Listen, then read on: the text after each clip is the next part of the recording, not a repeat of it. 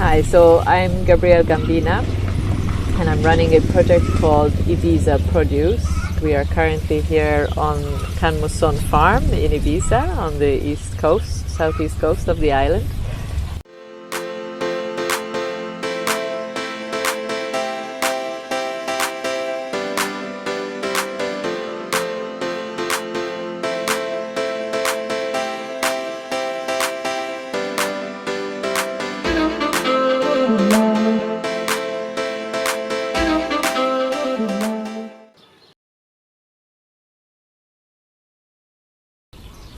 So another project that we funded a couple of years ago was the bee project, the food for bees. This came about by a local farmer who was observing that in the summer months we did not have enough flowers and shrubs and trees that the bees could feed off in order to then pollinate the vegetables. Everything is so closely related in the ecosystem that we might fail to see, particularly if you have no experience in working with the land or with nature. So we funded this project to find the pilot project, if you like, to find out which shrubs would best work in the summer months with the climate that we have on the island to feed the bees. And this was a successful project, which we with some further funding this year or the next, we would like to roll out onto other farms as well, because it really is important for to be able to grow crops, particularly in the summer. And as I mentioned earlier, we have an increased population and therefore increased demand for food during the summer on the island, which means that we need to be able to grow food through those summer months, through the tough, hot, dry summer months.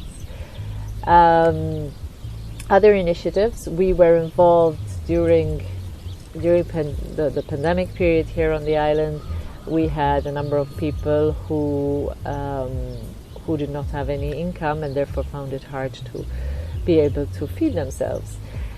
So we worked closely with a funder, a chef, a local catering company, and a local municipality to create a program whereby we provided a balanced diet, cooked food over a number of weeks to a number of families in one particular municipality.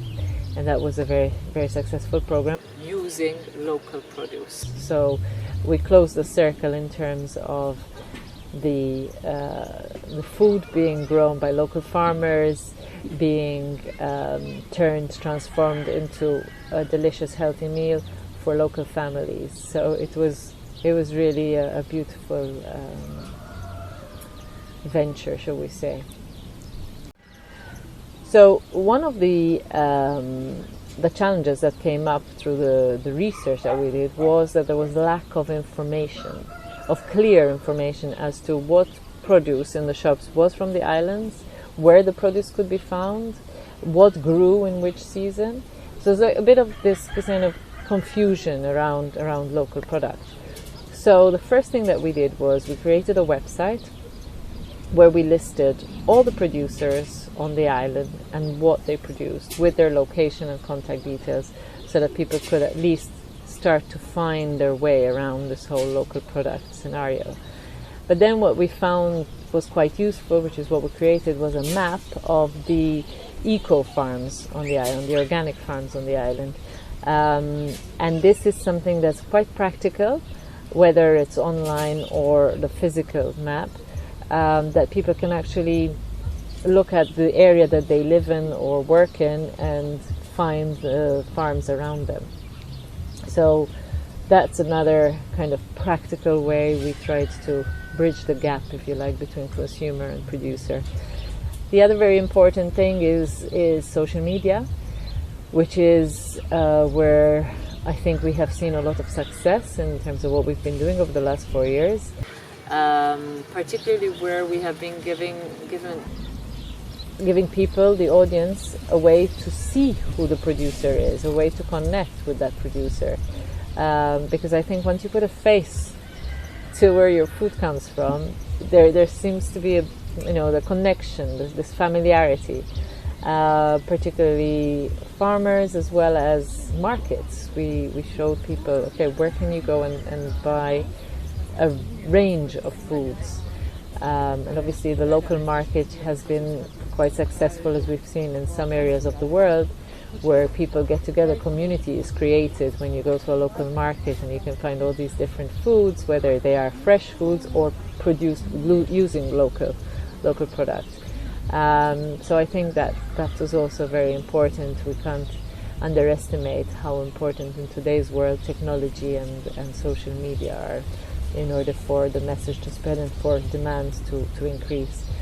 The other thing is with our organization, Ibiza Preservation has always been very strong, has very close relations with the media, and therefore we are on a weekly basis in the media with stories from our sector. Yeah, I think this is a multi-layered question. Firstly, talking about future generations, we need to look at the population. Who are the farmers, right? So what we see today is we have a conventional farming sector that is made up of farmers who are in their 60s and 70s. So we're going to see those disappear very shortly. Then we have a number of younger farmers who have turned their hands to farming after already pursuing a career in another sector outside of the island most of the time, because there are more opportunities on mainland than on Ibiza. So they have just started in this world, and they're in their late 30s and 40s.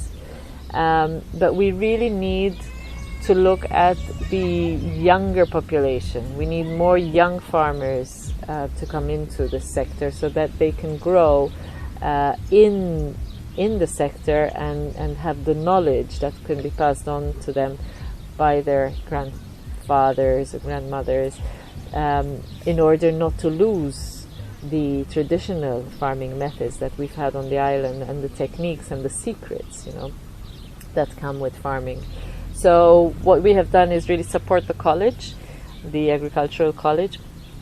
We provided them with a number of months of a social media manager to really reach out to the young population and to create a promotional campaign for their courses by targeting the younger audiences through social media. And from there, then now we've passed it on to the college themselves, to their own human resources to carry that forward. But we've inspired them, and it has been a very good intake for the college. So I think that's one way. The other focus is the soil, as we said earlier. So for me, really, it's about making sure that the farmers today know how to take care of the soil in the right way, and not just focus on production, but actually on the health of their soil.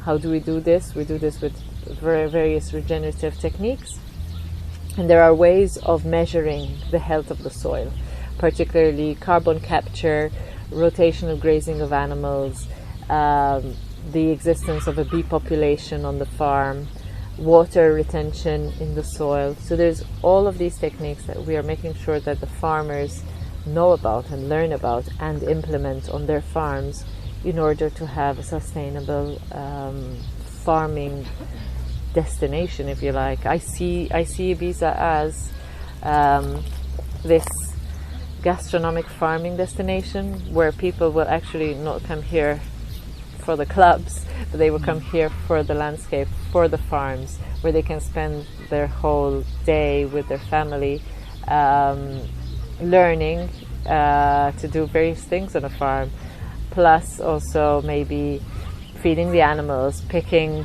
strawberries, having a beautiful lunch or a picnic on the farm.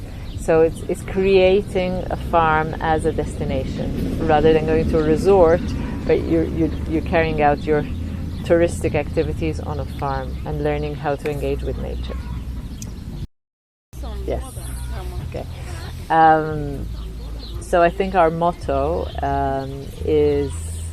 says it all, in the sense of, okay, think globally of this planet, but act locally. By acting locally, you are helping your local community, the farmers around you. You are also helping your own health and the health of your local community, as well as the local economy. So I think if we think in those ways and in those terms, we should have a healthier, happier planet for everyone.